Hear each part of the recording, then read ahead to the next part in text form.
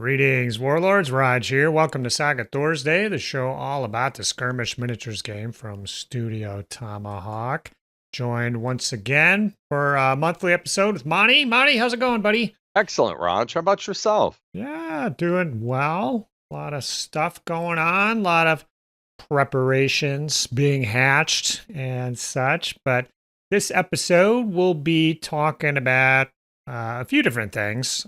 Got a couple things I want to hit before we even get to the kind of the main topic, which will be for folks, Monty, your experience at the Feast for Ravens tournament there in Minnesota. Yep. So how you got on with the Moors. You did use the new back with them, and Yep. you also kind of help and run it.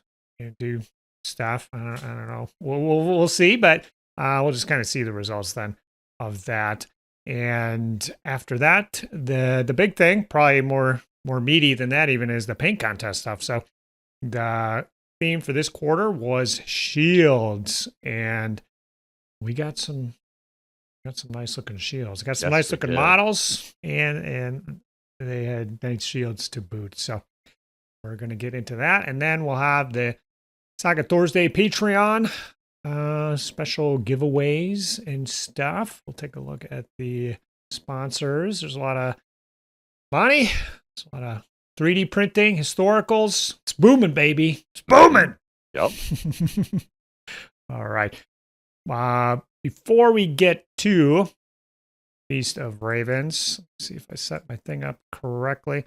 I'll just say this last month I went over to Indiana and Ohio for Advance the Colors. That was a 2-day Saga event playing Ancients and Vikings. And if you're a patron, you've already probably, well, maybe you haven't listened to it yet. Monty, did you? I did. It was you did? good. Okay. I always like to hear after action reports. Yeah, so it was posted. That was the Patreon only Saga Thursday video. So all about my experience over there. Couldn't have done it without the generosity of the Indiana and Ohio folks. It's a long trip, 9.5 to Indiana, another 3 to get to Ohio. So a long drive, made it solo, but thanks to the hospitality of particularly Mark Bishop and then Joe Deerkop and then our old friend Davey from the Battle Reports, crashed with all 3 of those guys and made it happen. So for the events themselves, some people stood out for me. So I'll just give a shout out to Shield Wall Gaming Club. So they have a web store. Looking at just a pic right now of that, and they sponsored the heck out of both events, giving away hundreds of dollars in store credit. And it was cool because they were there in person. So this was like a convention type thing, an event at the convention. So there's just walls of, it's cool to see all the Footsore stuff in person. Wow. And some of the other Crusader miniatures, like in person, just be able to grab them off the wall. So they got a huge stock. So shout out to those guys.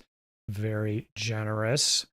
I'll give another shout out to Fireland Games.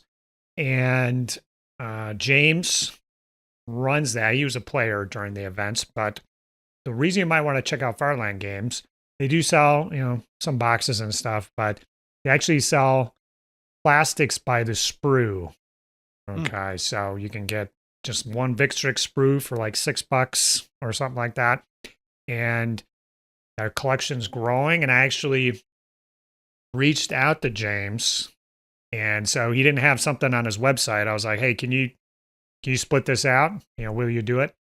And it was actually the Victrix elephant sprue. So there's a crew sprue and an elephant. And I don't like the elephant, but I wanted the crew sprue for my heavy chariots. And I'm like, can I just, will you do it? Like, I get it if you want to keep them together, but he's like, oh no, that's fine. Yeah. So I got 2 Victrix crew sprues. And then I see on the site he's selling, you can just get the elephants now. Those sprues are for sure. So if you don't see what's on there, definitely reach out to him and get it, because, like I bought the Sam Knights a while ago. Well, I just need 8 of them. And there's 8 on a sprue, but I have 3 sprues. I got 24 Sam Knights, Monty. I don't need that many, So I wish I would have known about it earlier, but that's a good source. And then the last one is actually Mark Bishop. So a guy I crashed with 2 nights. He runs Sword and Scabbard Games with his buddy, and they do a ton of 3D printing. And I was in his little workshop where there's 4 or 5 FDM printers chugging away, the big resin printers awaiting, activation. And his walls are just covered with all kinds of terrain and gadgets and doodads and stuff. So check them out. Sword and Scabbard Games. They're on Etsy too. And I ended up buying some terrain from them in person while I was there. And he's good people. Definitely check them out. All right. Very nice. Monty, let's get on to our main topic then. Okay. So you headed over. How far away is the venue for you? For Feast for Ravens. For Ravens, yeah. It's about 20 minutes down the road. We've talked about Beautiful. this before. The challenge in running an event sometimes is finding a place to hold the event, and the challenge is both cost, size, and like if you can get decent hours for like your weekend travelers, right? Ideally, you want to be able to like start them early and get them out early, because we've got here in the U.S. we have warlords who drive up from places 6-7 hours away, 2-3 hours away. Hollowell and the right photos here, the traveling man. Exactly. We've got traveling warlords. Last year, half our warlords were traveling up from outside the city, so we want to get them on the road. So we were very fortunate for the second year in a row. We found a VFW club where we could get a hall. And extra special, like last year, but even better, they gave us our own waitress for the hall. Nice. So like, they put you in the front room too. They did. Windows. So we got more daylight. So that was nice. So we had like food brought to the tables, and honestly, like a really good sign. Like, you're playing your game. You're trying to make sure everything's working right. You're helping your bud with the laptop and the scoring and all the minutia for running the day's events. And you're always like a little like, I'm in the moment, but I'm also looking around. I'm like, okay, is this working? And after lunch, serious amounts of beer were flowing to the point where I was like, wait a minute, is this too much beer? That's awesome. Yeah, seriously. People were really like just having a blast. And when the whole event was over with, like normally, like me, I need to get somewhere. I'm like, hey, it was a blast, and then you're off to your car. But people who needed to travel were still hanging out and just chatting and catching up and having fun. So that's cool. It was a big hit. Really, really felt good when the whole thing was done. Yeah, the venue really makes a big difference there.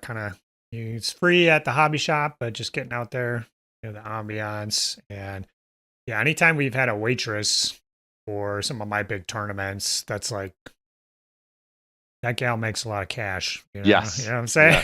Yes. It's a good gig. She was really good. The minute drinks were empty, she was right there. Like, do you need another? How about the Oktoberfest? Little cash cow for the day. Not too shabby. Yeah. Well, that's cool to hear. So you were playing the Moors, and I don't know, this was prior to the Crusades FAQ had come out, so we were chatting or something. So I think you were planning to take the mutts. I was. But I don't know. We talked about it. I don't know. Did I sway you at all? Or No. I mean, not that you do sway me, Rodge, obviously, but glad to hear it. One of my Saga buddies who was coming out had heard through the grapevine that we had 2 or 3, or if I brought them, it could be 4 players bringing mutts. And I think that was partly because I had tried to build scenarios that were very melee centric and gave you extra points for destroying units and winning melee. So I think people saw the call, and if they weren't going to bring Vikings, they were going to bring the Vikings of the Age of Crusades, which was the mutts. So I didn't want to, like, knowing that, I was like, oh, okay. So plan B, I decided to use my mutts basically as Moors. The board had been updated, and I hadn't played them in forever. So I thought, yeah, let's give this a run. Give it the try. Yeah. Right? Yeah, right. So, what was your composition for your force? So, we did talk about this. You had encouraged me to run the Hearthguard Heavy model, which might be 2 5-packs of Hearthguard mounted or 2 6-packs of Hearthguard mounted. And of course, if you do that, that's like, That's the game. yeah, that's your army, that's your warband. They're going to either win it or not. And I thought I saw some plays with kind of fatigue management and fatigue dishing. It's not like the old board. The fatigue dishing is now like 1 fatigue at a time, but it's during your orders phase. Shoot, I didn't pop the board up here, so sorry. But I thought I saw a play, so I decided to do my old favorite, the 1 point of levy and 5 points of warriors, and just the warlord would just have to be out there kind of tucking behind and rely on some of the defensive plays on the board. Okay. You went totally to no Hearthguard at all. Yeah, no Hearthguard at all. Sorry, no room for that.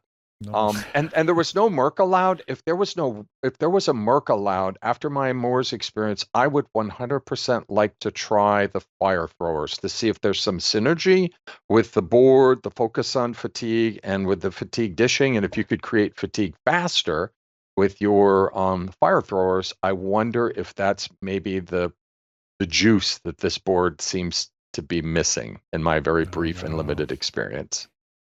Monty's saying there's some juice got spilled on the floor recently. Maybe, right? Let's see how you got on then. So how did round 1 go? Who Yeah, you matched up? Right. Round 1, I was playing a new player, and credit to this player. He's a new player to Saga, but he is I think a lifetime gamer, and he had put in the prep, and I was all ready to do the helpful hints and discussions and board play, and I had all that ready, like you do for newer players. And he just launched in. I'm like, holy hell, he's off to the races. He's going to be fine. So he was playing Vikings, and you think, oh, Vikings into Age of Crusades. Well, it was really his offensive plays versus my defensive plays. And I will say, because the Vikings manage fatigue so well, they're kind of fatigue eaters with a couple of those abilities. I had to abandon my ideas of a slow fatigue burn right at the gate. And we were fighting over 3 objectives. And boy, because the guy's a lifetime gamer, like, he knew to always contest those objectives. So when the game ended, neither of us had scored any points on the objectives because we were each making sure we had a contesting unit during the other's turn. So that was both fascinating, but also a sign of how I was struggling. His offensive plays were breaking through my defensive plays, and I maybe wasn't nailing my saves. So as we come around turn 5 or 6, I'm looking around. I'm like, oh my gosh, I'm going to lose to Vikings, and I'm going to lose to a new player. This is a little bit embarrassing. So luckily, I mean, I don't know. Luckily, I had a shot at his warlord, and I had a rare, so I could get all my rerolls, and I did manage to drop them, and that was really the difference. Because otherwise, we were just toe to toe, just hammer blows back and forth. But I think it was, like, for him, I'd like to say a really good start, and for me, like, passing on back to him, I'm like, you're going to be great at this game. Like, if that's new, yeah, you're gonna have great days ahead. Was he using berserkers? He had berserkers, and they did heavy lifting.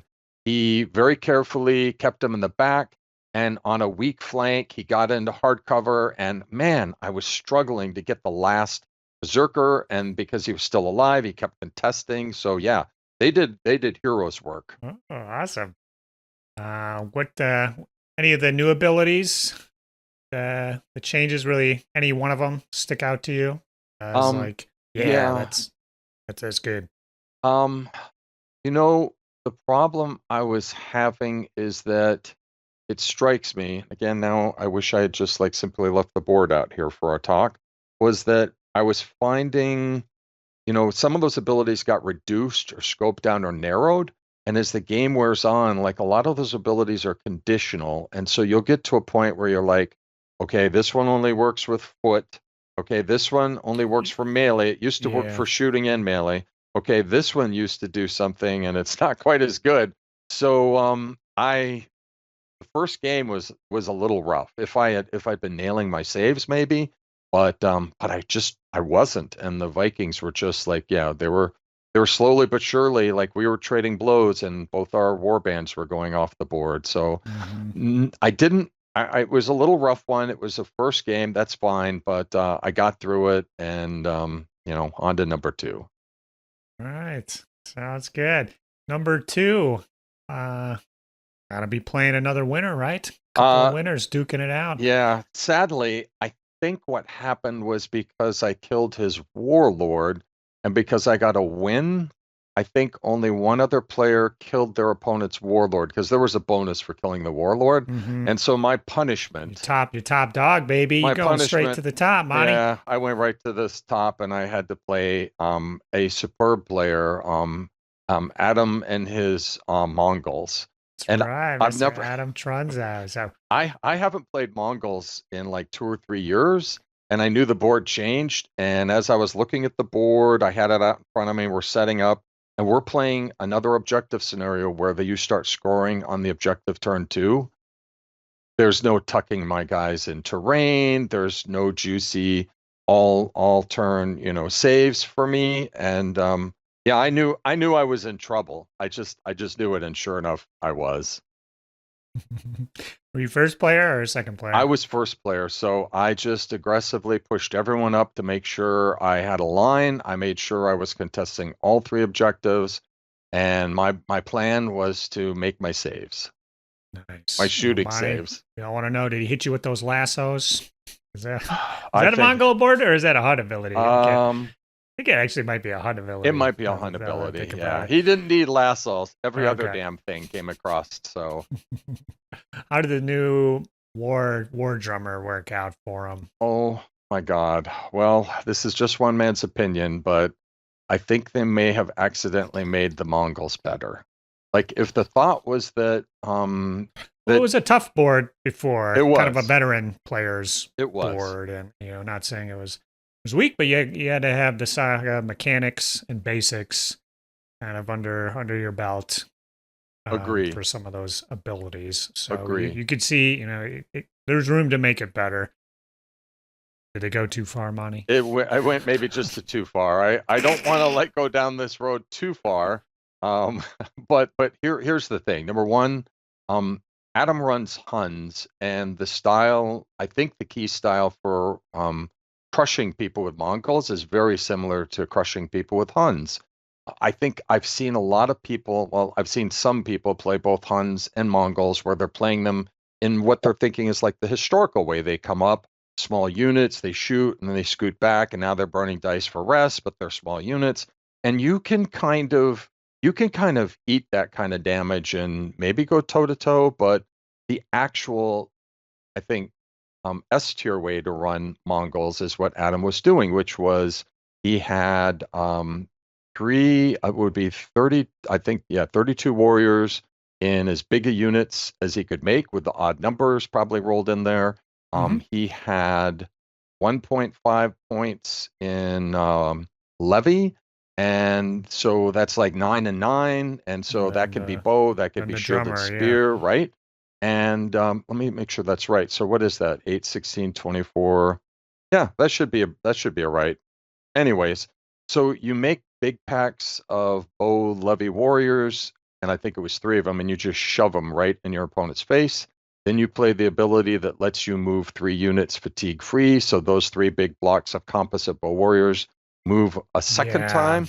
I think that's they couldn't really do that before, or it was just one unit, and it had to like pull back or end next to Hearthguard or something. So I think that's the big kind of gives you 2 more shots, moving those combo guys around potentially, or so he kind of moves them up and just kind of leaves them there. It's like, come on, exactly. It was even worse than that, because it was maximum aggression. It's really almost when you get down to it, it's a composite bow alpha strike, because then there were some levy shots with bows, so that's 5 more shots coming in.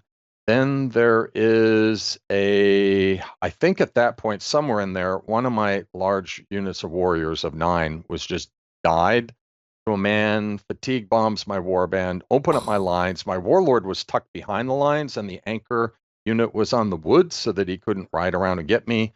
But with the unit dead, then he moved a big unit of warriors, getting 1 fatigue into my back line, and then he knows he's going to shoot at my mounted warlord with like 5 or 6 shots, and that's not good.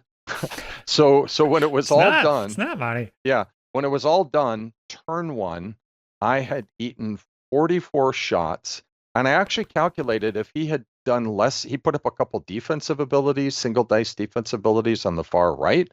If he had put those into activations, he could quite easily have put out 50, 55 shots into my warband. So out of the 44, I ended up with 12 dead to shooting. I think I had a 2-man unit. He gobbled up with a warlord charge.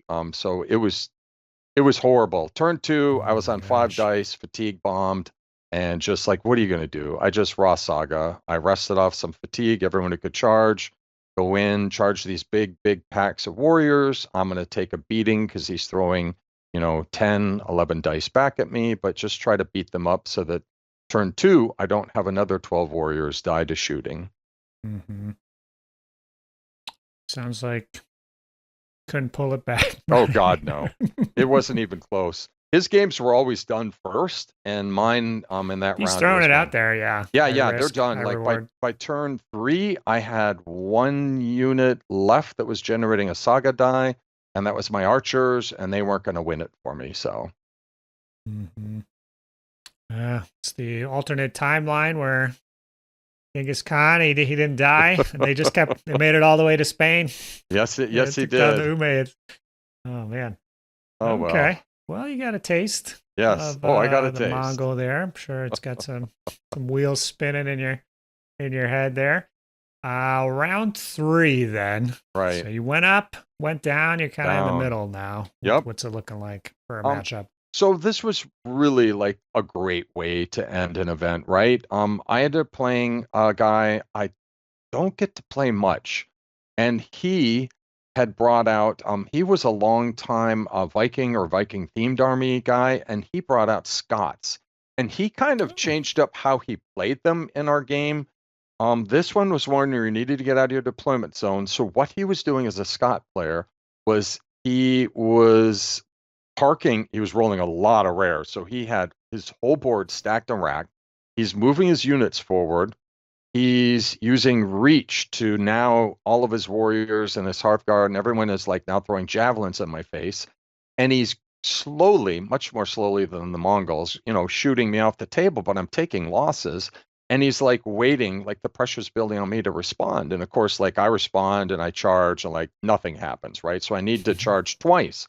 So kind of like my first game, you're winding around to like turn 5 and I'm looking at my dead and I'm looking at his dead and I'm like, I'm losing this. So I gotta pull a rabbit out of the hat here. So what I did was I tried to concentrate on fatiguing up his warlord enough so like a rest wasn't going to save him, and then target like as player 2 on turn 6. I could clear my board, go for a strike on his warlord, and if I could drop his warlord with my warlord, because I had to do 2 charges. He had a full board.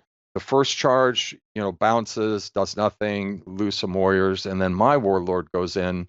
I think I had 1 ability up, the one where I'm re-rolling 1s, 2s, and 3s, and just hoping like that'll be enough, on 8 dice to drop his warlord, and it did. It was close. As those things could be, how they blow up in your face, warlord on warlord charges, but definitely. Yeah, but just enough. Drop this warlord, and that was the points to seal the deal and get a win. Tiny win, but another warlord kill, right? So looks bigger than it is on paper, right? Yep. Awesome. So sealed it, and I think you were in the top 3 at the end here. Yeah, I was 2 very wins surprised with the bonus points. I think the warlord kills were just maybe the difference to nudge me up there, because it sure didn't feel like a top 3 run. Yeah. The messages you sent me afterward weren't the messages of a top 3 player. Yeah. No. It was tough. I mean, I do like when it was all over with, I thought, geez, maybe I should have tried the Hearthguard thing, but at the same time, those guys would have been just snapped up so fast with the Mongols. They would have there would be nowhere I could hide them, that they couldn't have gotten to. So, and the Vikings, they're pretty pretty cagey. They probably would have put up their Odin so I couldn't get my shooting and run away. I don't know. I ran with what I ran. If you Yeah. said What would there's you? right, if there's an event next weekend, would I take Moors? And I would say, oh gosh, I don't really want to rain on this parade, but I would say no. I enjoyed my mutts much more, the asymmetrical board and some of the sneaky plays. I didn't really feel like I didn't feel like I had sneaky plays. Mhm. Um, and they always felt like kind of damp. Well, they have been, a lot of them have been dampened down abilities. So All it's a right. little tough. Wow. Monty, I think if you took those Hearthguard, we'd be looking at 3 wins. I'd be talking to I the champ right now. would I have know. stomped the Mongols. Oh wow. Someday I will give it a try. Put my money where my mouth is. Yeah, But excellent. I'll have to paint up some horses for sure. So Monty, did you have fun? Oh, That was the hell yeah. key component. Yes. Very, very good day. A long day. Oh, I'm always just a little bit nervous. Like our laptop is old. The software we use for battle scoring is really old. You know what I mean? You're always like, oh, you better have like 2 levels of protection in case the laptop goes down. I tried to have a paper system ready, but it all went off without a hitch. And the happiest moment was when I look around and the beer is flowing and people are laughing and they're having fun. And when it's all over with, people are like, yeah, make sure we do this again next year. Awesome. Yeah, and I don't think we said it, but I believe Adam was the winner with Yes, his Hun or the Adam was Mongols. the Sorry. winner. It was a runaway winner, runaway train.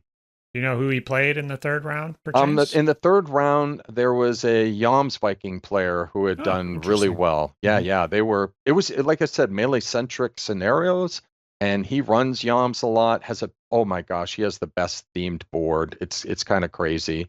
Um, Anyways, shoot, I wish I'd gotten a picture of that. But yeah, he went into it, and when I talked to him after, he was like, "Yeah, runaway train. There was nothing slowing that down." So no Yams Viking tricks to pull that one out. Okay, cool. Yeah. Congrats to Adam, and thanks for helping set it up and run us through how you did there, Monty. Really appreciate that. It was interesting to hear, and we'll I don't think we're done with the Crusades FAQ games by any stretch of the imagination, but No. let's move on here to paint contest, and me and I have everything set up just right in order to do it. Work. Yeah, we are in business. Mm-hmm. Okay, so the paint contest theme this time around was shields. So, we were going to factor that in quite heavily. And Monty, I think it was mostly shields. We were judging. Yes. This Wow. in the end, we kind of decided to do it mostly off the shields. So,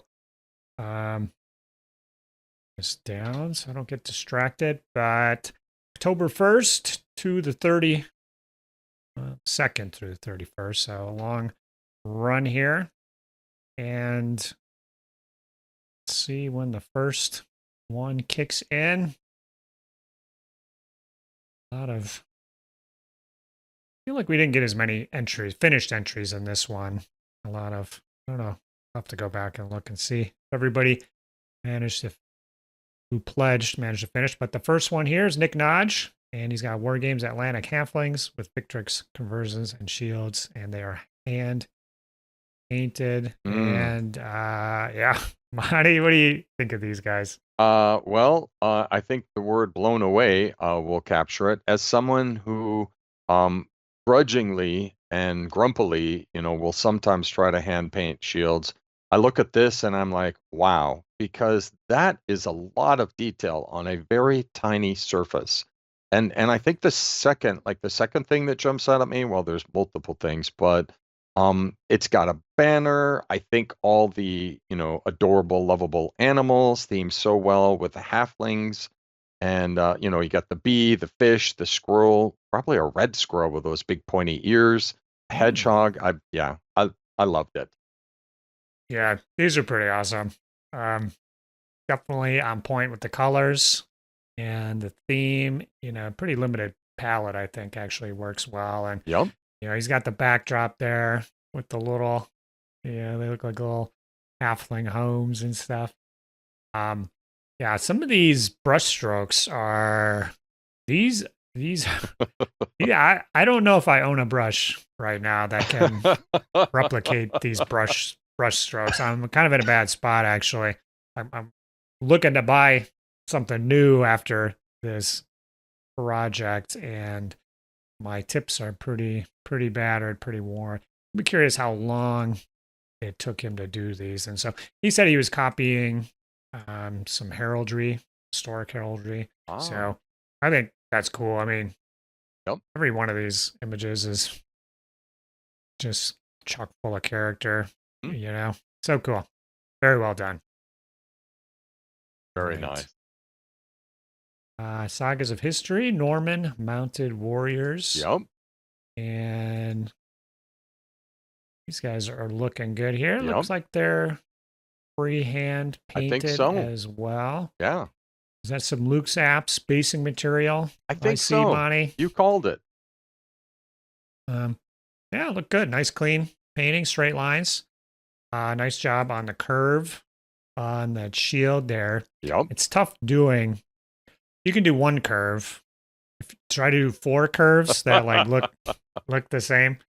Exactly. That's actually rather time consuming. And the dragon. That's not easy to do. And they fit well with the rest of the warband here. Yeah, that's a big, beautiful warband. It's cool. Yeah, that's nice. imposing. So, yeah, well done. Nicely done.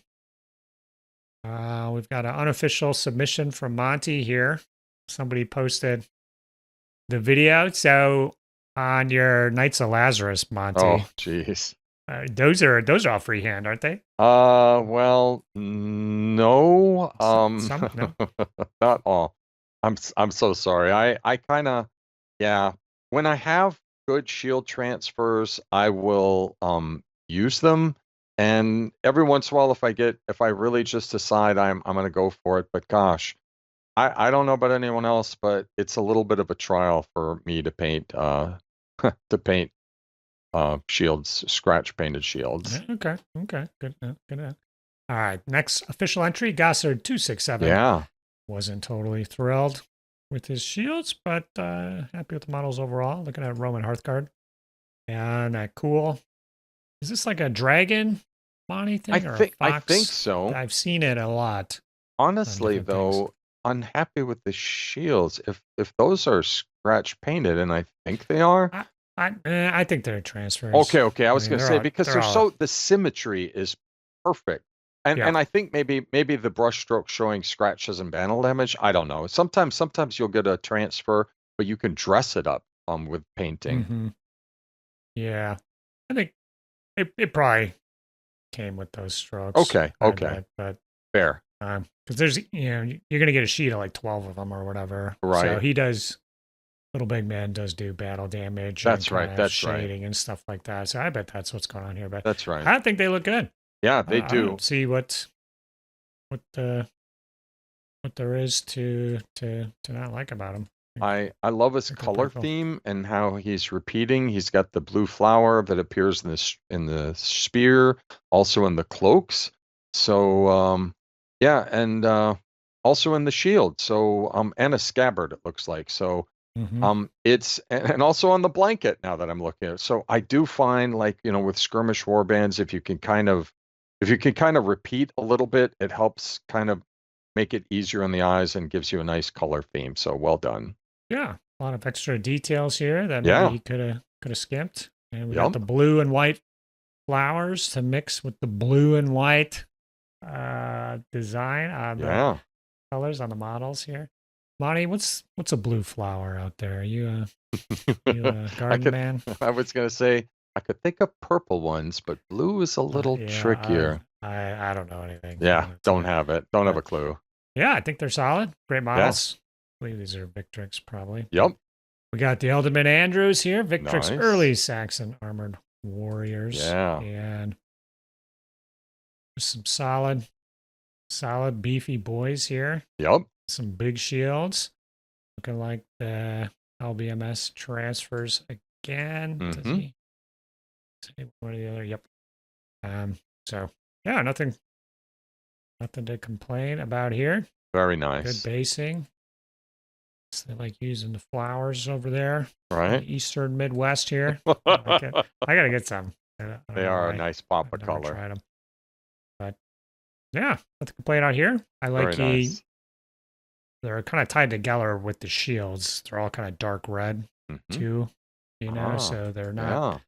totally all over the place. They Yep. kind of are tied in on the shield color as well as the model. So yeah, well done, my man. Very nice. Moving on, Naza-san didn't manage to finish them in time, but he wanted to show them anyways. Well, actually, he did. manage to Oh, finish, oh, he finish was them in on time. Yeah. Yeah. Yeah. So these are cool. So we're looking at the Yeah. Fireforge, Yep. Byzantines, and he's doing free. He's going raw freehand here, Monty. Yeah. What do you think? Nice. Looks good. I mean, he's got a lot of stuff going on here, and I like the religious icons on here. That definitely feels on theme for the biz. And there looks like this is nice. Mm-hmm. Interesting mix. A few shield types too in the background. Yeah, different designs, Yep. but sticking to kind of red, blue, Yeah. and yellow throughout, black, I guess. Yeah, it definitely works. Definitely well done. Some of that, I wonder. Yeah, did a good job with the squared edges on like some of those crosses and stuff. That's actually kind of difficult to do in freehand without a lot of extra effort. So Yep.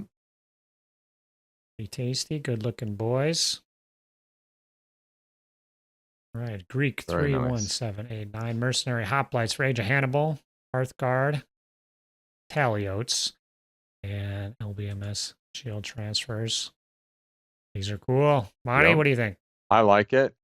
It can be a little tricky, like to get them down on a dome without a fold. Yeah, I've So- had some trouble Yeah. depending gonna on say- the shield. These ones kind of look a little flatter, maybe, than some of the ones. Right. I was You wondering get- if maybe he took that extra step where they say score the back like Yeah, a dozen times, which I never do. I'm No, not I've gonna never slow down done to it. do it. You cut right through it. If anybody does that, Exactly. let us know. Exactly. Plus, I can't be bothered. So I think he might have taken the extra time to whatever it is. They lie really flat. Yeah, They look They good. lie really nicely on the dome here. And if I'm not mistaken, I think he's probably come back with like a sponge and muddied up the bottom a little bit. But yeah, and he's got the edges painted too. So all the little extra touches. I was going to say, yeah, the challenge with these ones, in particular, I guess with all of them really, is matching the edge of the shield. And so all of these are pretty much spot on. Yep. Looks really good. Yeah, I wonder if he did explain what he did there with I should read in the yeah, fine the print. battle damage, yeah, or the sponges there. Yeah, and it can be tough to get paint to stick to that too. They're kind of little. They're not like matte or flat. They're kind of glossy, So sometimes paint can kind of cut them off. So using a sponge or something like that could be ideal. So yeah, these look awesome. Some of them are battle damaged to begin with. So I mean, just that kind of stuff around the edges there. Looks like these guys have been on campaign against the Carthaginians for a while now. Yep. Pyrrhus is going to come over. He's going to sort it all out. I'll see how that's going to go wrong. Couldn't go wrong. Yeah, very nice. And these are some badass hoplites too. Just the style of the armor. Yeah. And I don't know. I guess I'm used to the Sarissa dudes that I got that are just really, there's only 2 or 3 bodies and they're all in the same pose. And these are nice and dynamic. Yeah. And yeah, well done on the basing and the colors and everything. Some brown, white, and red. They feel pretty cohesive. They do. With the different colors. All right. Jagar, Gripping Beast, Irish Warriors in plastic. Freehand shield. Shout out to Jean Pentour. You see his stuff on Facebook, Monty? The Jean. I'm going to need to look it up. It doesn't ring a bell, but it doesn't mean I haven't seen it and just didn't link the name with Yeah, the it's pretty work. wild Yeah. how good how good his stuff is. You know, Okay. he's just cranking it out. So actually it's weird because I actually thought about that Jean Pentour when I saw these. I was like, oh, they kind of look like that one guy's. But Wow. yeah, so the freehand on these bad boys is pretty wild. Pretty good. Excellent. Monty. Excellent. I love it. I love it. I mean, so the fact that he's giving a shout out makes it sound like, he went, he watched a tutorial, and then based on that tutorial, this is his first pass at doing this kind of thing. And if that's the case, holy Hannah, this is good. You know what I mean? Like if I watch a video and then I go try it, it's like, well, I might have to watch a second video, maybe even a third. But yeah, this is really, really nice. Yeah, those look great. I do like that basing too. Yeah, it's kind of like a nice minimalist style to it, and like it matches his table or what he plays on as well. So yeah, very well done. Tough to do. Freehand, the curves. Oh Again, yeah, swirls. Any kind of swirl here, like he did 2 swirls that are basically the same. On the off axis here. I mean, that's tough to do. That is tough to do. And he's got the 4 kind of swirly lines coming out on the other one, 3 coming out of the other one. Just getting the proportions right. I'm gonna have to take a look at this tutorial. Yep, same. It's tough to do that stuff. So yeah, nice work, Jagar. Right, Mr. Teasdale, favorite. Oh, he's a favorite. I want to say favorite Canadian. I got a lot of favorite Canadians, Monty. I don't want to throw anybody under the bus here, but he is doing. These are Wargames Atlantic. He thinks some of his best minis ever. Really happy how they turned out. Nice. And yeah, these are good. Nice pal. I like that kind of brownish tan, the dark greens. One guy with the little tartan or squares, checks, Yep. whatever that is there. And the shields. He didn't rest, Monty. He kept going. So I know these are all freehand. I got these same shields, and I definitely did not do any of this. No, right? But looks good. Yeah, kind of give him a wood pattern, bright to dark. I think that works. It's pretty cool. It's beautiful. And on top of everything else, on the list of things that I can no longer do, I do believe he has painted the eyes. Oh yeah, definitely. Yeah. Wow. That's a good point. I haven't done the eyeballs for a while. I might on my current project. We'll see. Yeah. It's a great looking. Model is nicely done on the skin there. Yep. Little micro textures on the cloth, Monty. Perfect. Some stubbly. This. I would not want to meet these guys in a bar or outside of a bar. Yeah, nice work, Martin. Right, I think we're getting close. Yeah. That's here. almost Robin 104277. We're looking at 8 contingent warriors for Carthage. Made from the Victrix Warriors of Carthage set. And transfers again. See how he did. Looking good. Liking that Carthaginian background. Yeah, very he knows nice. His audience. He Carthage does. Man through and through. Down with Rome. Oh, these are awesome. I actually have some of these same transfers. Like I used that fish one recently. Yep. The lion. Yep. Maybe the elephant. I haven't used them all, but yeah, they look good. They did a nice job matching the edges. Yep. Look great in this broken terrain here. Yep. Basing is gorgeous. I love that kind of all the vegetation is burnt by the Mediterranean sun and a lack of rain, and then sitting inside a little terrain piece. Looks good. They match. Yeah, I never picked up this kit either, the Carthaginian warriors. I just used the successor guys. So I like the variation here in the armor from what I can see. Yeah, nice mix for these guys. So yeah, nice nicely done. Nice Right. backdrop. And the wild dog. Now, the timestamp here, Monty, Oh no. is the first. Although, I think actually we were talking. I think the deadline was the first that Sunday. So technically they're in. Okay. Yeah, it wasn't the. Well, hold up here. Let me. The third. Oh no. Yeah, I'm all confused here. So 31st was back Thursday, so this went through the third. So these are in for sure. Okay, nice. But we got some freehand, baby. Yeah. These are pagan peoples. Oh, yeah. You pick a Rodge army. Yeah, you get near a and little dear to your heart. in your score. Picture kits, Wargames Atlantic Goths. I like this. If you go on freehand, you go to the LBMS website anyways, and then you pick out, okay, which ones am I going to copy? Exactly. This is cool. I like it when this dude is like totally matching the green and yellow guy on his shield. Yes, he is. I'm always kind of torn on that. It looks like he's got all of them kind of matching their shields. I think he does. I mean, did they match the shields, Monty? I'm sure some guys did. Yeah. For the look, do you prefer it or not? I have tried to do this in small ways before. Try to tie maybe a shield and some color cloth together. I like it. It's interesting, and this hobby of ours, we're trying to put something out that's visually appealing. So, personally, I love how he's got these bright poppy highlights, both on the spears. Mm-hmm. The spears go from a dark smoky brown all the way to that bright yellow, and he's kind of repeated that technique in the shields.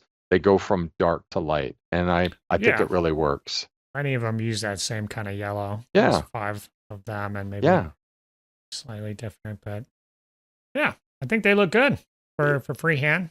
I might be wrong on this, Rodge, but I think Wild Dog might have been the very person who was doing an object source lighting warband. Yeah, he's working on one for the warband challenge. So that would explain, right? That would these things, the poppiness and the brightness and going dark to light. Yeah, he's got that down.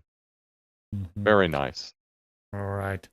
Last one here is Matthias. Yep. Claymore Castings. Heavy with plastic favises from the Perry kits, free-handed shields. And these are pretty wild for freehand. Yeah, right? They look good. They look like he used just transfers. I mean, just the way the squares are all lined up. Once you look close, you can see, there's slightly different crosses or whatever, but definitely from the 2, 3, 4 foot mark, they look great. Very nice. The line straight. And not so easy to work with these colors. Yellow's always a bit of a challenge. So that's right. Yeah, red and yellow. Very nice. It's the cohesiveness and the bright poppiness. Love it. Mm-hmm. Age of Chivalry. Okay. Yep. Monty, what are you looking at for your top 3 here? So that was the last one. This was really hard. So with our filter of the shields being such a heavy determinant, I kind of had narrowed it down to Knick-Knack, Jagar, and Wild Dog for the shield work. Mm-hmm. Yeah, that's for me too.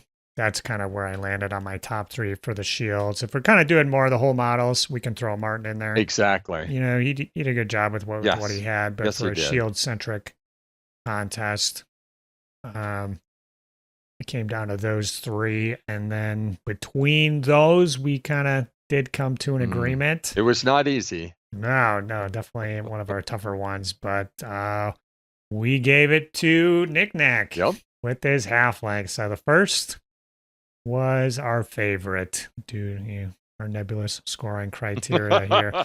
So, didn't use a lot of colors, but the kind of the detail and the fine lines really impressed us. Yeah. The little banner didn't hurt either. The backdrop, everything was working on all cylinders here. And I like to see Age of Magic. It's kind of gets left out here a lot of times in these historical or in our paint contests. A lot of time I don't specify one way or the other. As long as it's for Saga, it's legal. So very well done. So Mr. Nick Knack, get a hold of me and we'll get you a Saga Thursday pint glass out there. But the other winner is going to be randomly determined. So the Wild Dog, Matthias. So I got to go to sheet here. Originally, I thought they did not meet the deadline, but I'm bing bong. Yeah, so no worries. Quick add them. Well, while you're doing that, can I just make one very small, and this is a friendly ad. If Nick Knack could also share what brand of like 5.0 brush he's using, because I could see the hairs on the squirrel, and it's like, oh my gosh, and his tail. Like, how are you doing this? Anyway, sorry. And then also too the where you got the historic heraldry that you base these off of. Maybe you just did a Google search and pilfered it from there. But a lot of times that brings you different blogs and stuff.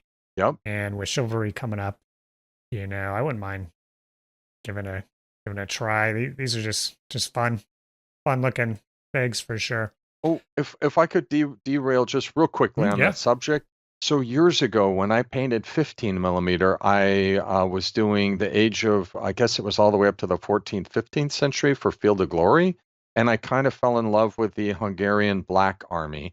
And to get my heraldry right, I found and have since lost a link to a Hungarian website that had pictures of like a 14th century conglomeration of like artwork on all the shields. And it was amazing to just sit and click page by page, and the link is dead. It's gone. I can't find it.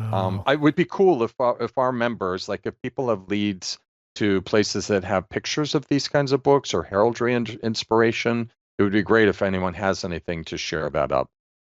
Cool. Yeah, I think the cool thing with chivalry coming up here, there's so many sources for this stuff compared to the prior eras, and so many people are painting specifically this. My warlord is this guy, that existed. These are his crew. This is what this is essentially what he looked like. So I think that's pretty cool. All right. So Gripping Beast is going to throw out a little 25-pound gift certificate to one of these guys. Go to the randomizer 1 through 11. Let's generate number 10. It's a good thing I added him to the list. The Wild Dog, number 10. Nice. Congratulations. So get in touch with me on that, and I'll give you the instructions on how to redeem that 25-pound credit. So thanks to Gripping Beast for doing that. And Monty, speaking of Gripping Beast, head on over there right now, Monty. Pre-order your copy, Age of Chivalry. Yes. It is coming. Yep. They have winter 24-25 here listed, so they're hedging their bets on when it'll arrive. But I'm pretty excited about that. Obviously, we did that video a week or two ago, spoiling some stuff. Have you been keeping up on the Studio Tomahawk webpage? They're spoiling additional battleboard abilities for folks, so it's kind of cool to see their reactions and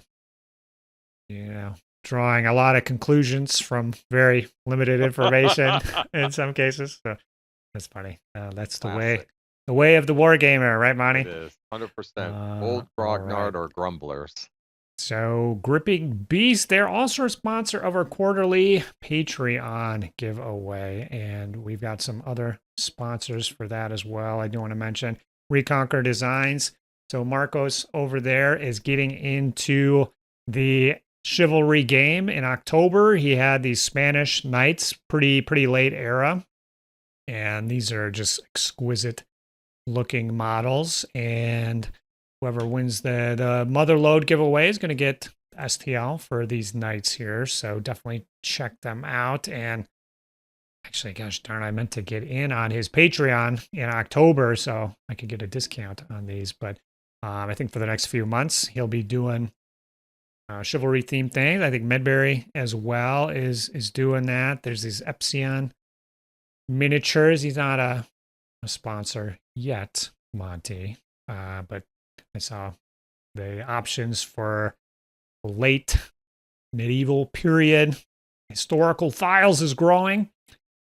And another sponsor here is Scropha Miniatures. So they're still plugging away on their ancient series, Bronze Age stuff. So the Hittites are their most recent release there. He says he's working on the chariots, the Hittite chariots for that stuff.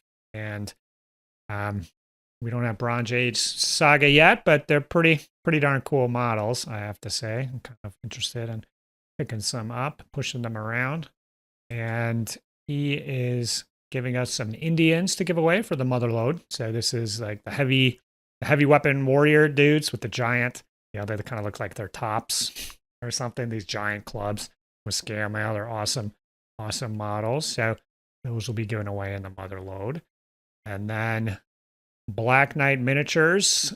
He is sticking to the east right now, but he too, it sounds like he'll be getting into some chivalry models as well. So everybody is getting on board with that. But for this last month, he did the Samogitian Axemen, which is a pagan peoples. It's actually one of their special legendary units that they can take. Really good at killing cavalry, as I recall, according to the rules. And so this unit will be part of the Motherlode giveaway as well. And he actually did a great sculpt of the Venom Limbatu. It's actually the legendary character from the pagan peoples as well. And so he did a specific model for him, which is really awesome.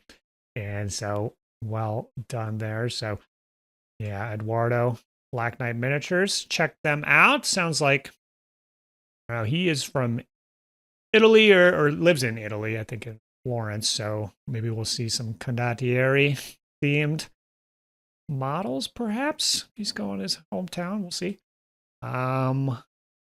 Lastly, Wargames Atlantic has a few pokers in the fire. Monty, so the Barons War plastics for their Age of Chivalry, which is our Age of Crusades for Saga people.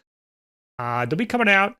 I think he told me in January they should all be out. So the additional box sets. So he had the Medieval Knights up front, and I think there's Levy coming, Foot Knights. I don't know, there's 3 or 4 sets there. Check them out. What I have up here is they're trying to generate pre-orders for another Dark Age box set that is going to be meant to cover a bunch of different war bands. So it'll come with Goth heads, Frank heads, Saxon heads, late Roman heads. Wow. And these spangled helms. Okay. I can't quite read it. And so it's different bodies, but you just slap on the head that you want to use. So I think it's got to get to $5,000 or $6,000 or something like that of pledges to be unleashed. But definitely check that out if plastics are your thing and you're interested in these warbands. Otherwise, their Wargames Atlantic continues to be a treasure trove in their digital collection. I see some Frankish warriors are, specifically Frankish warriors are their latest release for Blood Oaths. And for the Motherlode Monty, they're being super generous. So every quarter for the Lifeguards, Hearthguards, everybody gets a certain file.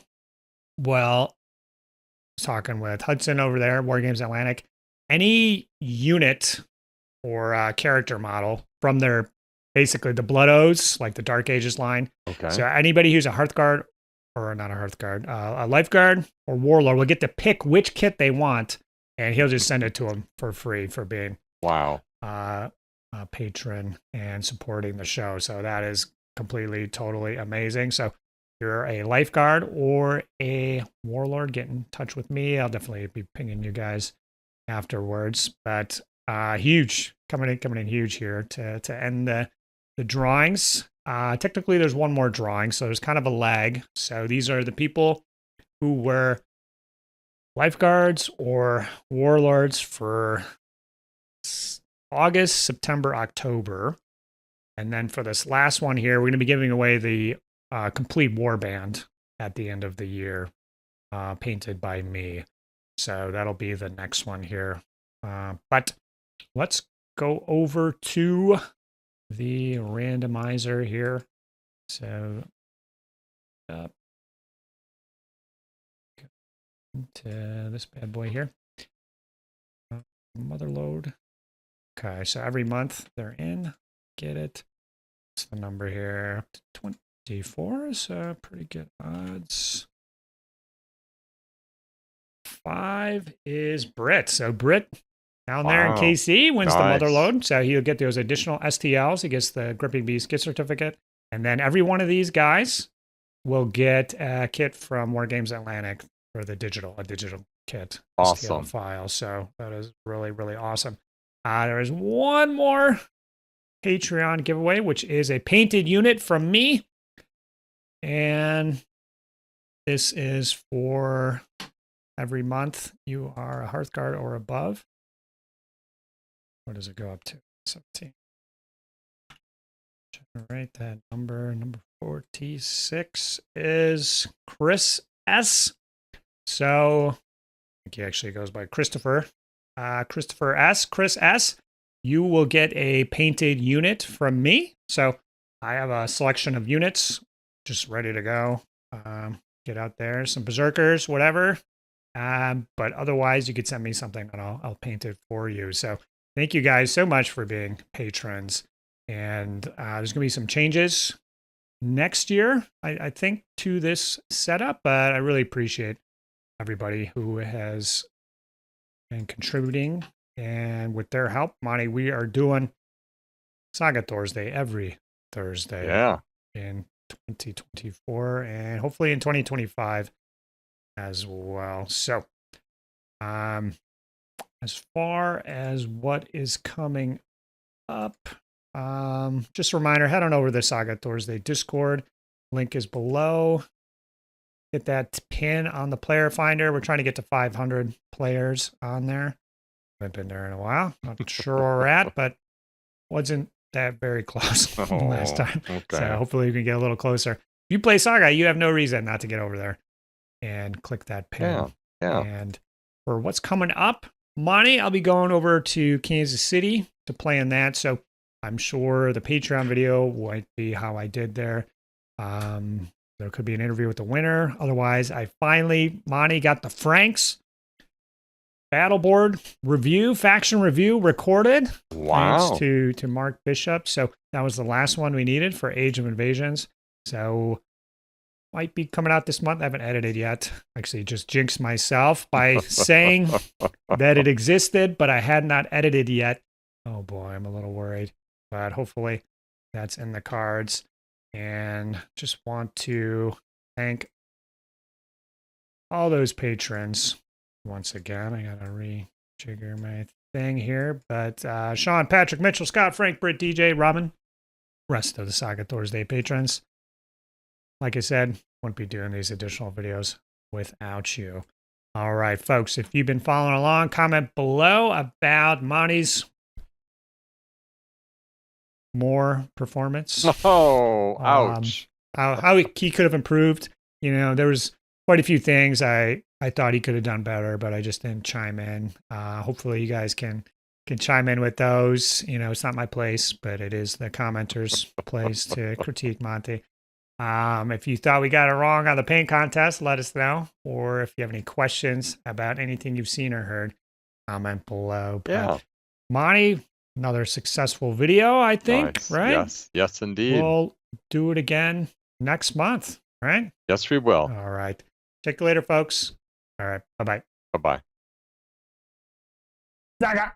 If you'd like to see more Saga content, consider joining the Heathen Army over on Patreon or popping on down to the Saga Thursday Discord server. Links below. Thanks, guys.